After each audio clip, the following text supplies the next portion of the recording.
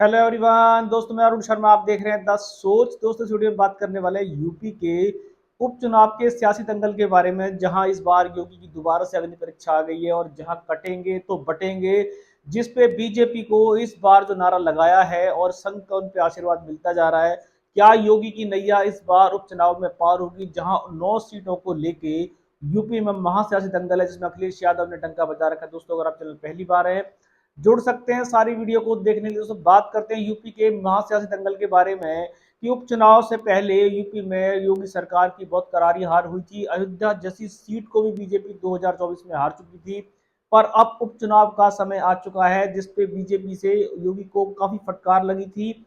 इसके चलते उन्होंने एक नया नारा दिया, कटेंगे तो बटेंगे, जिसके चलते संघ की उनको मेहरबानी होती जा रही है और यूपी में इस बार इस नारे का काफी बोलबाला होता जा रहा है। बीजेपी चाहती है कि इस नारे को योगी आजमाए और इस नारे के चलते यूपी में 9 सीटें बीजेपी जीत जाए। इसी के विपक्ष में देखा जाए तो अखिलेश यादव, जो राहुल गांधी का साथ रहे थे, उन्होंने राहुल गांधी का हाथ छटक दिया और साइकिल की हवा भरी और वो अकेले चल दिए। और उन्होंने कहा है कि जुड़े रहेंगे तो नहीं कटेंगे। उन्होंने अपना नया जुमला फेंक दिया है, अब कटेंगे तो बटेंगे, ये योगी का नारा है और संग रहेंगे तो नहीं कटेंगे, ये अखिलेश यादव का नारा। आप देखते हैं कि दोनों के नारों में जनता किसका साथ देगी और यूपी की जनता के मन में चल क्या रहा है।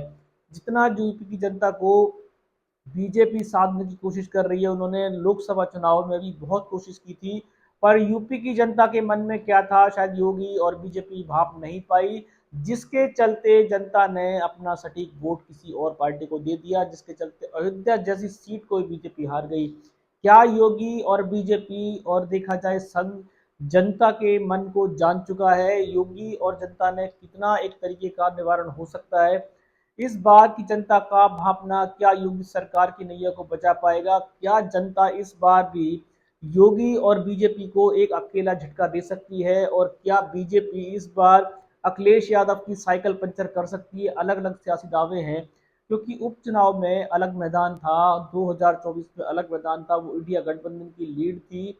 यहाँ पे देखा जाए तो अखिलेश यादव अकेला मोर्चा मारने की कोशिश कर रहे हैं, और देखा जाए तो जिस तरीके से योगी की इस बार दोबारा से बुलंद आवाज हुई है, और योगी की आवाज बुलंद होगी और क्या जनता के मन में दोबारा से योगी सरकार को लाने के मन में है, या जिस तरीके से योगी सरकार को जनता झेल रही है उसको दोबारा से एक दोबारा झटका देने की तैयारी करे। क्योंकि योगी ने देखा जाए तो जनता के लिए भले ही बहुत सारे कार्य किए हो, पर यूपी की जनता ने शायद 2024 लोकसभा चुनाव में बीजेपी का सुतड़ा साफ करने में कोई कमी नहीं छोड़ी थी। यहाँ तक कि मेनका गांधी हो, स्मृति ईरानी हो, जो लंबे लंबे डंके बजाती थी, उनके भी सुतड़े साफ हो गए, बैंड बज गए, और अखिलेश यादव ने 38 सीटों का बलबुला हासिल कर लिया, जिसके चलते योगी सरकार को कड़ी फटकार लगी। यहाँ तक कि उनके दल के नेता ने ही, केशव प्रसाद मौर्य ने ही, योगी को खटाई में डालने के लिए पूरे प्लान बना लिए थे, पर वो फेल रहे। इस बार योगी की अग्नि परीक्षा है। क्या योगी लोगों के मन को भाप चुके हैं? क्या जनता के मन में बीजेपी को लाने की कोई सलाह है?